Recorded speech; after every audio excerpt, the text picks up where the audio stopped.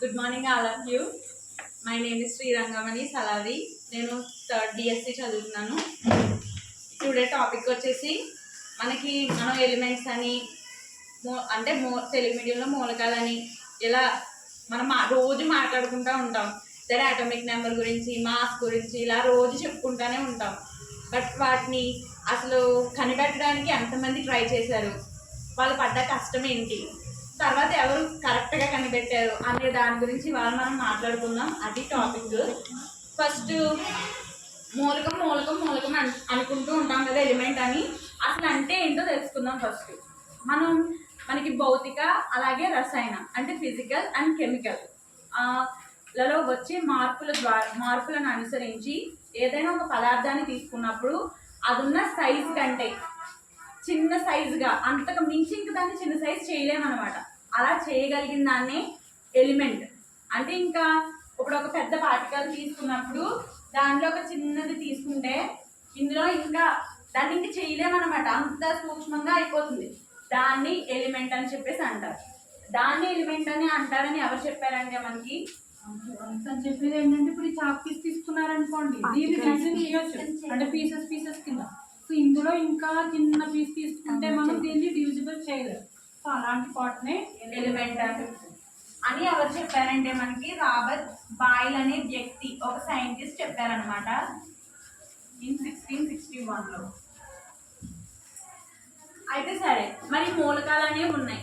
వాటిని మనం ఎందుకు వర్గీకరించుకోవాలి? ఫస్ట్ ఇప్పుడు మనం ఒక మెడికల్ షాప్కి వెళ్ళాం. అక్కడ మెడికల్ షాప్కి వెళ్ళినప్పుడు మెడికల్ షాప్లో ఉన్న మెడిసిన్స్ అన్నీ కూడా అక్కడ వర్క్ చేసేటువంటి షాప్ కీపర్కి తెలియాల్సిన అవసరం ఉంది. బట్ అన్ని మెడిసిన్స్ కూడా అతను గుర్తుపెట్టుకోవాలని అంటే అంత క్యాపబిలిటీ ఎవ్వరికీ ఉండదు. పెద్ద పెద్ద సైంటిస్టులకైనా సరే అక్కడ ఉన్న మెడిసిన్ దేనికి ఏది వర్క్ చేస్తుందన్న తెలుసుకునే క్యాపబిలిటీ, గుర్తుపెట్టుకునే క్యాపబిలిటీ అందరికీ ఉండదు. అక్కడ వర్క్ చేసే అతనికి కూడా ఉండదు.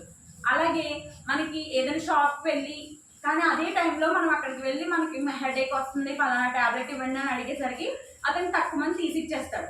కానీ అతను ప్రత్యేకించి అదే అని చెప్పేసి గుర్తుపెట్టుకోవడానికి రీజన్ ఏంటంటే అతను దాని దగ్గర ఉన్న మెడిసిన్స్ అన్నీ కూడా ఒక క్రమంలో అమర్చుకోవడం. సో క్రమంలో అమర్చుకోవడం వల్ల మనం అడగగానే ఏం చేస్తాడంటే అది ప్రత్యేకించి దానికోసం అని ఒక చిన్న ఇన్ఫర్మేషన్ ఉండడంతో సహా ఆయన క్రమంలో ఉండడం వల్ల మనం వెంటనే అడగగానే వెంటనే తీసివ్వగలుగుతారు. సో మనం ఎలిమెంట్స్ కూడా అందుకోసమే ఒక క్రమంలో ఒక వర్గీకరణలో అమర్చుకుంటాం అన్నమాట. సో మనకి మూలకాలు అంటే ఇప్పుడు మనకి మొత్తం 118 మూలకాలు ఉంటాయి కదా. సో ఫస్ట్ అసలు ఎన్ని ఉన్నాయంటే ఈ రాబర్ట్ బాయిల్ అనే వ్యక్తి మనకి మూలకం అంటే ఏంటో చెప్పినప్పుడు మన దగ్గర ఉన్న మూలకాలు కేవలం 13 మూలకాలు మాత్రమే. తర్వాత 18వ శతాబ్దం నాటికి మనం కనుగొన్న మూలకాలు ఏంటంటే దానికి మించి అంటే ఈ 13కి మించి ఇంకో 11 కనుగొన్నారు.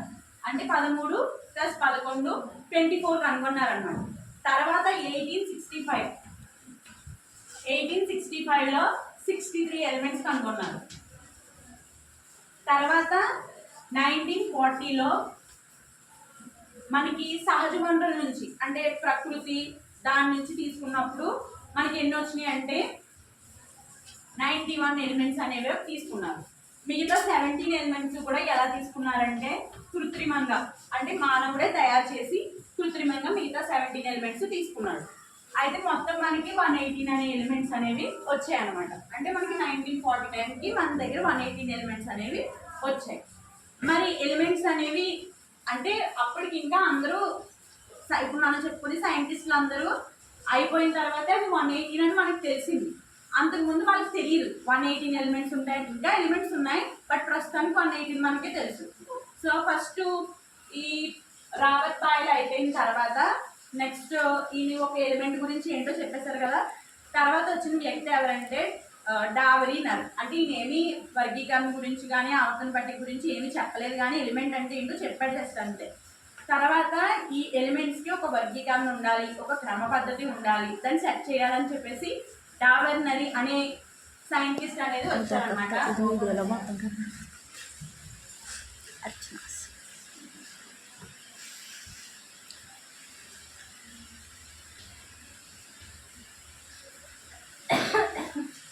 ఈయన జర్మన్ సైంటిస్ట్.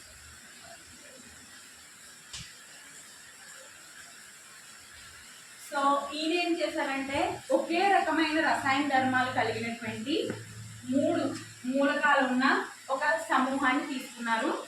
దాన్ని ఏం చేశారంటే త్రికము ట్రైడ్స్ కింద ప్రకటించారనమాట. అందుకే దీన్ని డాబెలినర్ త్రిక సిద్ధాంతము అంటారు.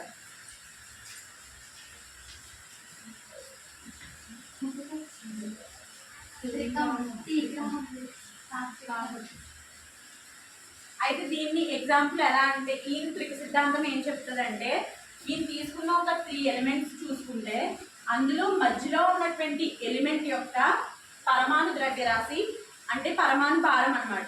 ద్రవ్యరాశి అనేది మిగిలిన 2 ఎలిమెంట్స్ యొక్క పరమాణు భారాల సరాసరికి ఈక్వల్ అవుతుందని చెప్పాడు.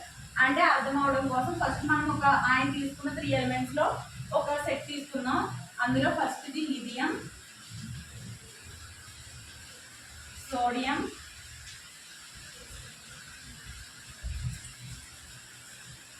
పొటాషియం.